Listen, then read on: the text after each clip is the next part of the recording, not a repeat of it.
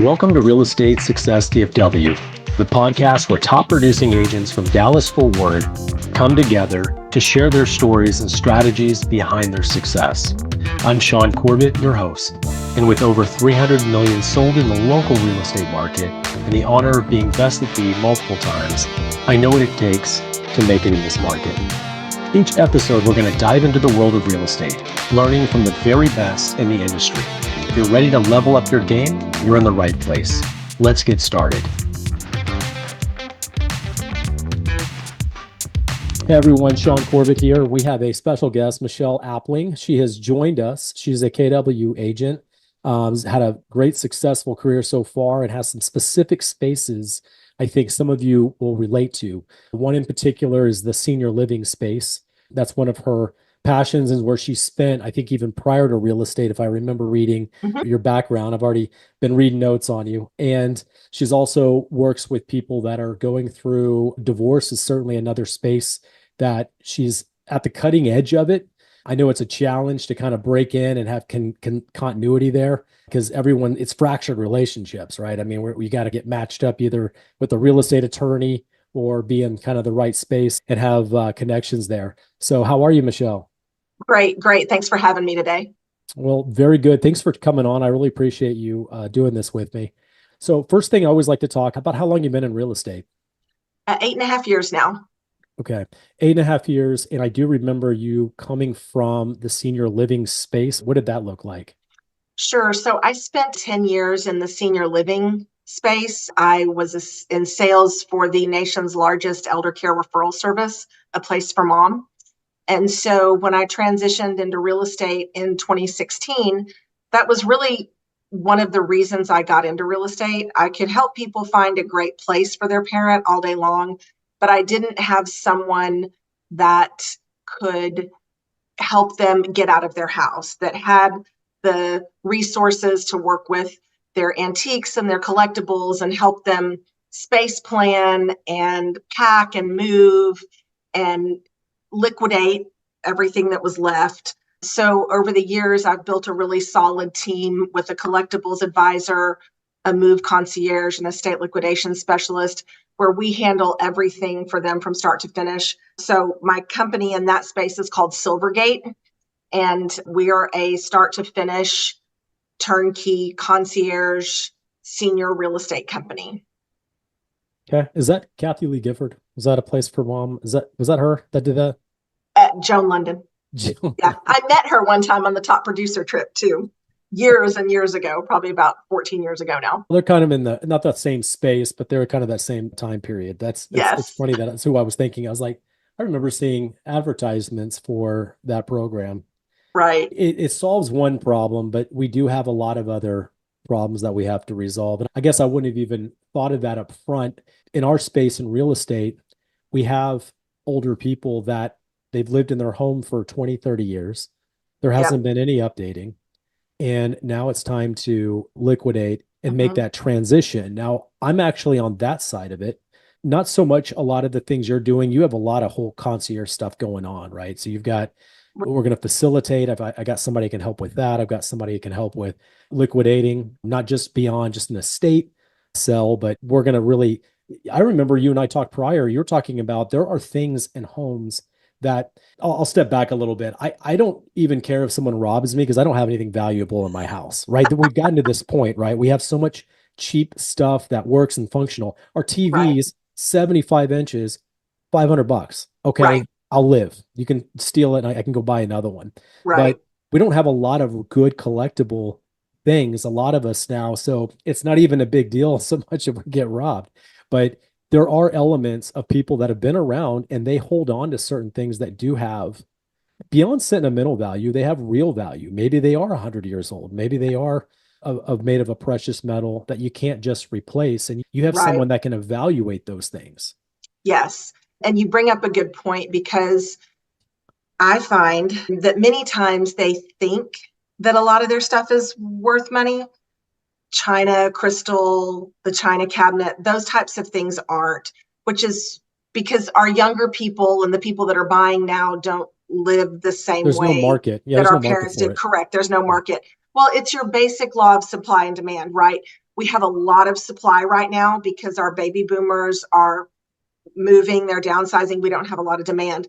But at the same time, there can be some things based on the age of them, maybe where they were from or the brand. For example, my collectibles advisor will go through their costume jewelry. There are costume jewelry designers from the 60s, 70s, and 80s that are highly sought after. Those kind of things may be worth money. And even then, when we look through maybe a shoebox full of costume jewelry, we always find some things that might be 14 karat gold. The metals market, gold, silver, platinum is very high right now. So you'd be surprised the things that we can find, those little treasures that we can dig out that'll put another $5,000 or $10,000 in our seniors' pockets right away. Well, guess what? That just paid for the mover, or it just paid their community fee at their assisted living. So my goal and my team's goal is to always maximize the equity of everything that they have, keeping in mind that their biggest treasure is their home. That's where the majority of their money lies. So we want to deal with all that other stuff efficiently, effectively, respectfully, but get on to working on the house because that's where the money is. Do you have a market that you do this in? Is it just Dallas Fort Worth? Right now, it's just Dallas Fort Worth, but we do have plans for expansion.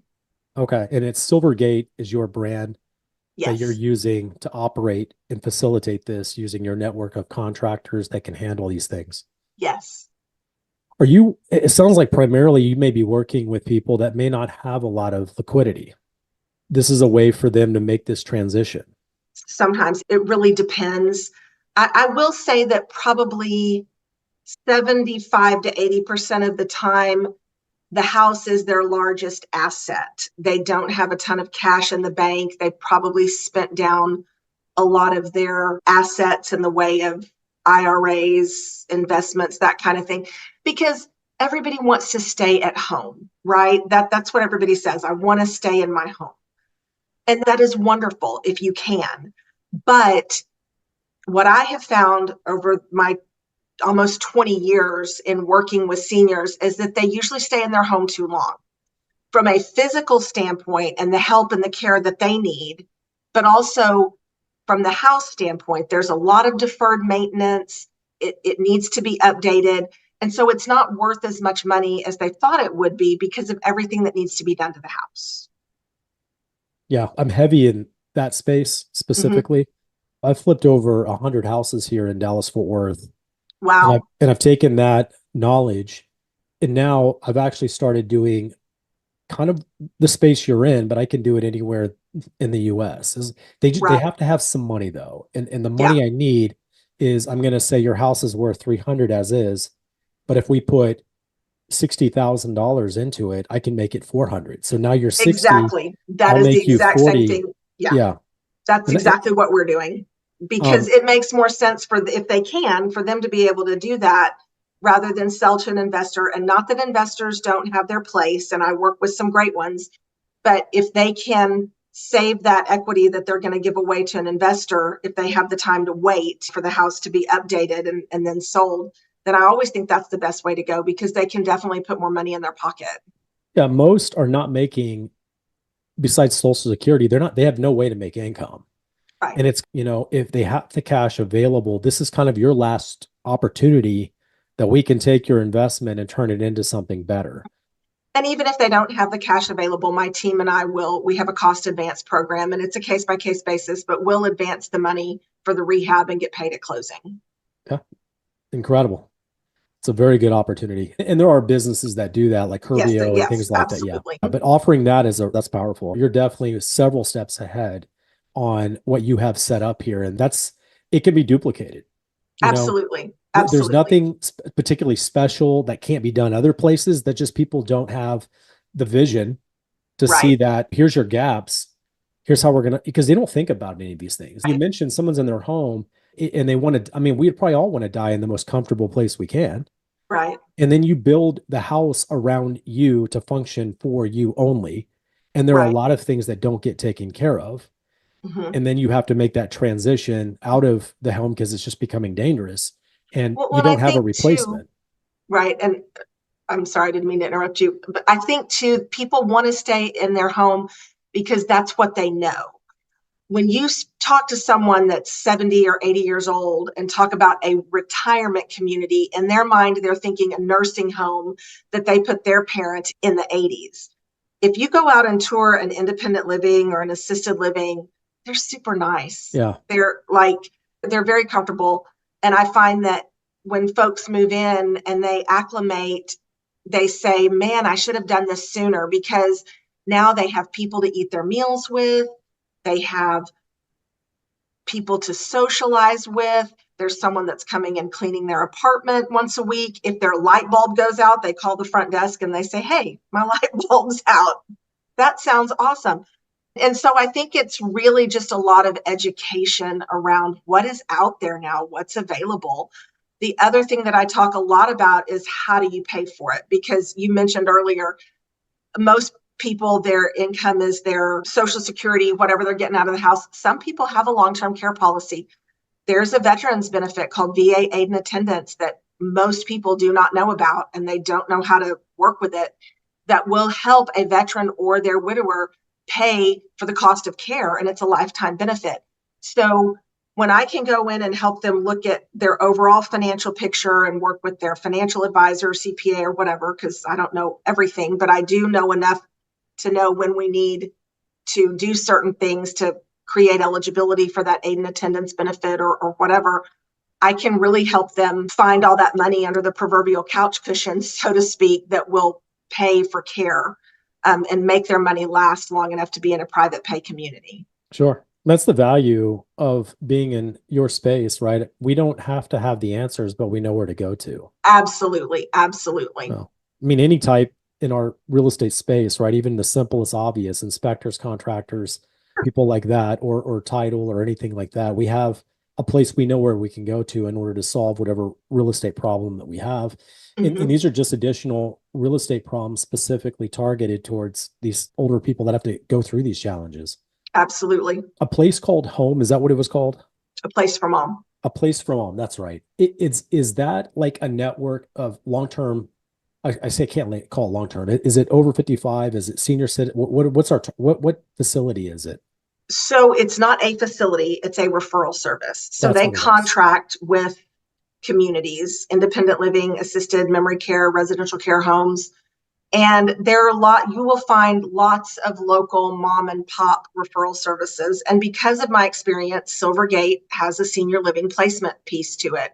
I still network and work in that space every day. So I know what type of care an independent living community can provide. I know what type of care an assisted living can provide. I know residential care homes. And that's the first thing we have to talk about is, okay, where are you going? Sometimes my clients, I find that people usually downsize twice, right? They downsize out of the big 2-story home with the pool and the big yard to maybe a townhome or a 1-story on a smaller 0 lot line. Yeah, 10, 15 years at most. Exactly. And then they'll need something even less. Right. Or they move to rent, really. I mean, sometimes, sometimes. I find that generation struggles with renting because they were always told it was throwing away their money. Oh, I don't want to rent. I'm giving somebody else my money. And they even struggle with that in the senior living communities and independent assisted, because they'll say, oh, well, my house is paid for and this community is going to cost so much money. But they also have to look at all the services they're receiving. And they also have to look at the fact that now there comes a point in your life, there is a chapter, a season in your life that you need to be more liquid. So I ask my clients, I say, well, look at your financial situation. Can you afford to buy a house? And then if you had a major health event like a stroke, could you afford to pay for care without having to hurry up and throw your house on the market and maybe lose money?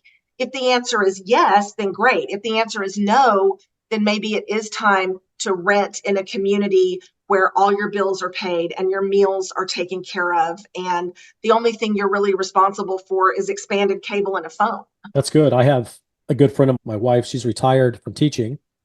And she asked me yesterday, hey, I'm looking probably the next year or two to transition into an over 55 community. And all I've got is the MLS, right? Right. I don't have, so that might be a good like referral option for you and say, hey, Sure. you've got all the special options here. Maybe I do that and say, hey, this is your service, this is your space. I don't want to play in that field specifically. Right. That's not my calling yet. Maybe in, next 10 years, it may be a lot more, but all I know is Robson Ranch and I only know a few. So Right, right. And that's sometimes good. they don't want to purchase, like you said, they want to rent. It depends on their circumstances and what is the right fit, the right answer for them in that season of life. Yeah, absolutely. Well, I love that. So let me ask you, is there anything else you wanted to cover within that space there? No, I mean, I'm very passionate about my seniors and I'm passionate about making sure that their equity is maximized. I find that the more I have kind of married the healthcare and the real estate piece of it, the more I realize it is really important for a senior to have an agent that is not just a good agent that understands real estate, but that really understands all those other pieces that can help them make that transition and maximize all their equity. So I could talk about that all day, but I know we don't have all day. So, Yeah, no. And this is fantastic, right? Because you're talking about a particular space that's just going to expand exponentially for the right. next 10, 15, 20 years. I feel the same. I feel like, and mine is not so much I'm building a brand or advertisement. What happens is I solve real estate problems. That's my gift. Whatever Sure. it is, I can handle the real estate aspect of it. And I have friends that call me and say, hey, my mom, I need a mover down here closer to me. Hmm. What do we do with our house? And then I look at it and I say, well, the house as is probably about 200,000. If we Hmm. can put about 40 into it, I'll make you 60. If that's Right. something you guys are willing to do, I'll take care of everything. I'll make it turnkey. I work at a company I can refer to anybody anywhere. So they actually, and they're still within my group. So I did that just recently about a year ago. And I also encouraged, she didn't have any cash. Okay. Not Hmm. enough cash. She probably had 50 and Right. I Right. could get that done, but we couldn't move her and build a facility on my friend's property. So I told her to get a HELOC. So Mm. she got a HELOC and got approved 2 weeks, got the money and built that new house, moved completely out. And then I renovated her house in about 4 weeks and then we put it on the market and sold it. Right. For her, it was all turnkey. She didn't have to stress about it. I took care of all the problems and then I told her Right. things that she needed to know. Yeah. And that's what I tell my clients. We do everything for you. The only thing I can't do is spend your money without your permission. Yeah. So if we find something needs to be done, then I'll get the bids, I'll help you with that. But everything else we do for them. Yeah, I mean, you're a client advocate, right? I mean, that's Yes. really kind of because no one else is really out to help them, and you need to kind of see where we're going with this. What's going to be their most Absolutely. beneficial. Absolutely. All right, let's talk about our other favorite topic, divorce. Oh yeah, How let's talk about how that. how did that come up, right? I know agents that will sell to divorced people, but it's not something that's easily specialty. It's not like all my friends are all just going to call me when they get divorced because that's a Sure. problem. Yeah, that's a great question. Actually, I was introduced to the Alumni Institute where I received my certified divorce real estate expert designation through a friend and colleague of mine in Oklahoma. We were at a training together at a seminar and we were having lunch and she mentioned it. So I wrote it down and then I went and looked it up and started asking her more questions about it. And my first thought was one of the fastest growing segments of divorce, believe it or not, are the silver divorces, people married 25 years or more. So I'm 54. My husband and I have been married over 30 years.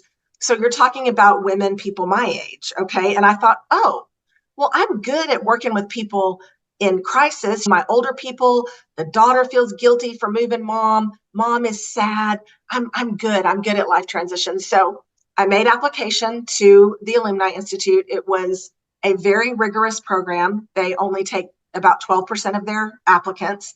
You have to have 2 letters of recommendation. You have to write an essay because they want to make sure you can communicate with the written word. And then you get through 3 interviews before you get into the class. And it was a 6-month class. And I'm still in their master club. So I have classes about 4 hours every month. And my work there is with the attorneys. I spend a lot of time educating the attorneys. I see them as my clients. So that's where I go to get my business. I'm not looking for people that are getting divorces.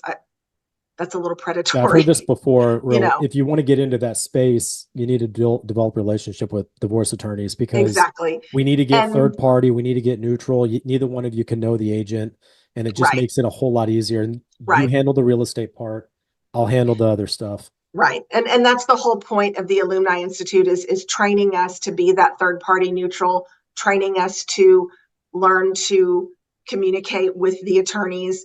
And we have a lot of really cool extra things that we have through that program that allow us, like I can perform CLE, certified legal education units for attorneys. I just presented to the Tarrant County Family Law Bar Association last month on orders, terms, and practices that sink your client's equity. So the goal of the Alumni Institute is to educate attorneys on the real estate issues as they intersect in family law. I'm in a little bit of a lateral space with estate planners that need to deal with real estate. And to me, Mm-hmm. and I'm sure you can share the sentiment, in these transactions, the most complicated thing you would think would be real estate. Last I checked, I can't cut a house in half or thirds or Right, fourths. So now you may think it's simple, we just sell and divide, but one out of four is not didn't want to sell, right, and I struggle kind of with that part. Like you would think that they would have advocates of real estate be available to them to help facilitate and educate them on how to move forward with these things. Is big. I'm in real estate pretty heavy. I've got rental properties. I believe in real estate. I believe in training my clients always about exit strategies, and I actually discourage most of them from selling. I know it's counterintuitive to our business, but I want long-term forever referrals and I want to build net worth, and I've sure, got time. I mean, I'm still got 20, 30 years of pretty high intensity real estate sales available. And I want to have them call me indefinitely when they're ready to move forward or do something that they could never have done if they sold their house. You know, absolutely, let's yeah, hang on to it. It's building 5% a year of equity on somebody else's money. Let it expedite, right? So I'm a real big fan of that, but I know sometimes in the end, I can't have 20 properties that now I've got four kids. Who's getting what, right? I don't want to create a complex problem either. I know I can set up a trust and the trust can own it and they can determine things, but I just think it's a mess.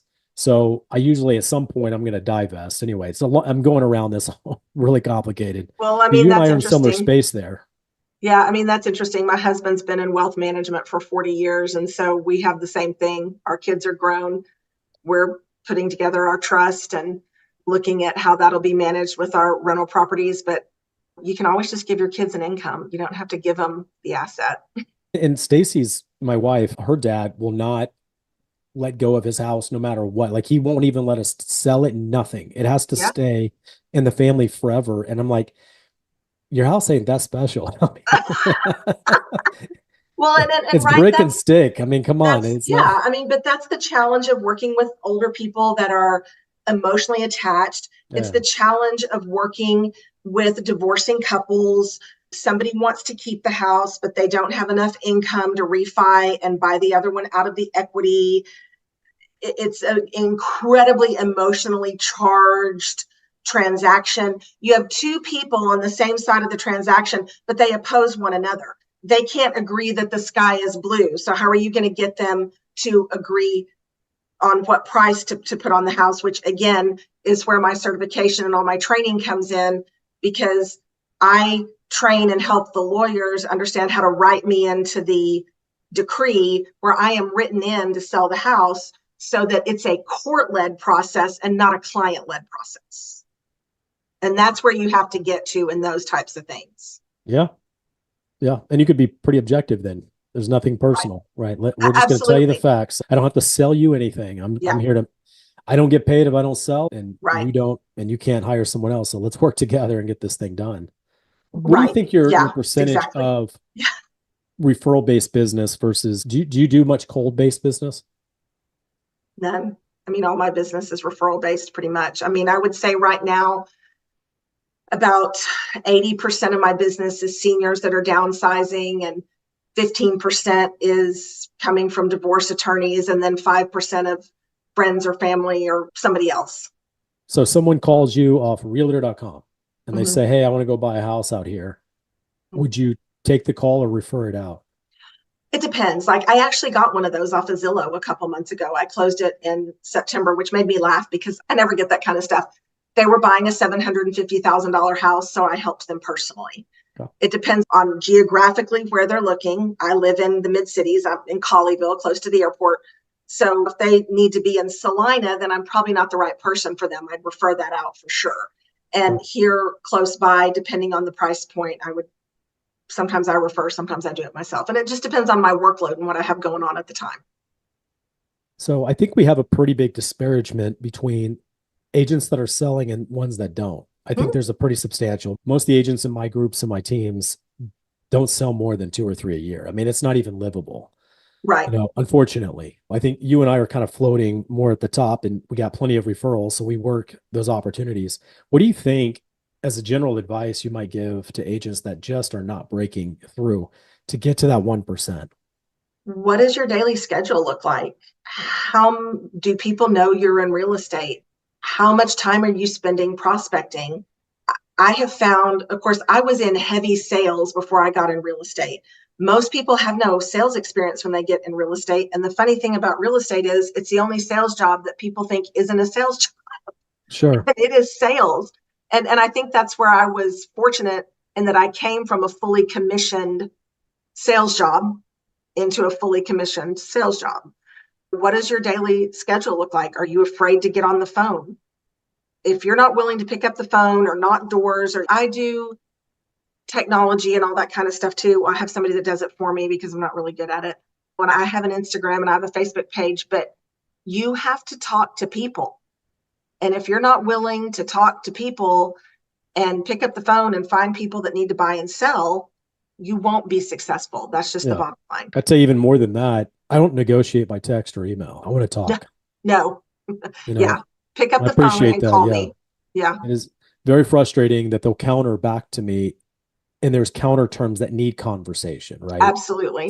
Stop texting. And I don't mind putting specific language in an email, but we're going to have the conversation first. I only Mm-hmm. use the email to make sure it matches what I told you. Yes. I My always want to be emails clear. start with per our conversation. Yeah, for sure. Yeah. Yeah. I mean, we got to have something. I don't want to miss anything. I don't want them to Right. misconstrue what I said. So I'll put it in an email, but we're going to have a conversation. I think that's a missed art for most of, and it's frustrating because most of my transactions, I'm generally dealing with agents that sell probably less than 5 a year. So it's a That's challenge. interesting. Recently, I would say in the last 6 to 8 months, every time I write an offer or I receive an offer, I will look that agent up in the MLS to see how many houses they've sold in the last Mhm. 12 months because I need to know if I'm just going to have to do my job or if I'm going to have to do yours and mine, right? Absolutely. Yeah. We're Um, here to close deals, right? We're that's not right. here to be right. We're here to close deals. And sometimes you But got to I do have, something to help them get it done. yeah, I have found recently that the majority of the agents on the other side of the table are more seasoned agents, Good. which has been Good. delightful Yeah. because they know what they're doing. And I think that's because the market is normalizing. The NAR settlement, people don't know how to articulate their value. And I'm not going to say I haven't struggled with that either. I'm not here to say, oh, I've got it all down because I do not. And I don't think if you're not learning, you got to be learning something every day to keep growing your business. But I think a lot of people are leaving the business, and it's probably a good thing. The people that are leaving probably should, because we do need to elevate our industry where we are seen as professionals, not just somebody that puts a sign in the yard and a listing in the MLS and doesn't do anything else. Yeah. We are helping sell people's largest asset. We have a fiduciary. The only people that have fiduciaries are us, lawyers, and wealth advisors.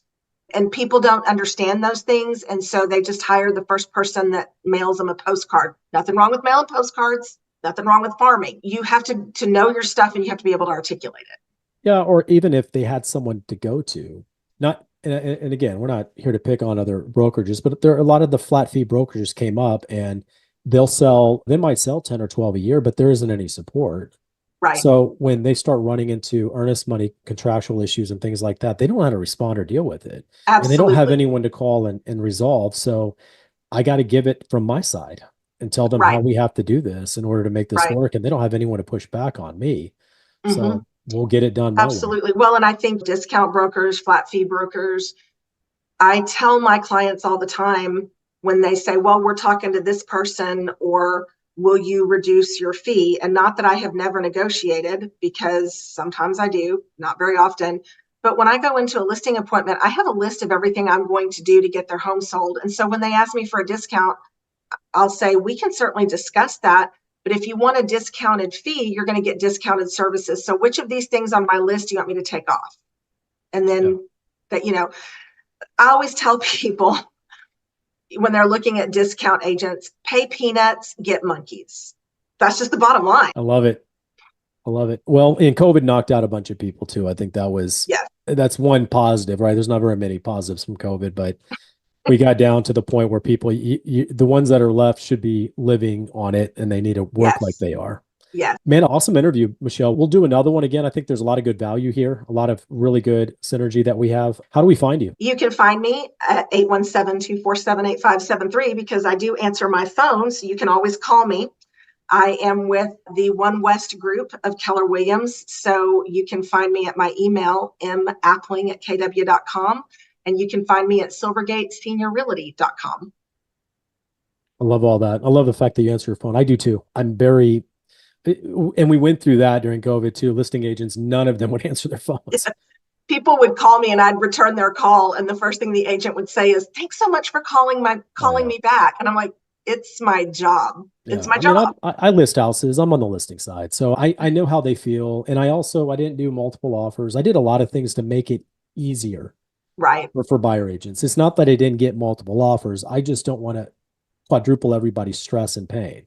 And I'd be Yes. very honest with them. I'll tell them, hey, you're wasting your time and Right. just move on. This isn't the right home for you. And I'll tell people Right. that I don't just sit behind and hide behind everything, but I also negotiate most everything for my clients. I don't normally wait on them. I just do things.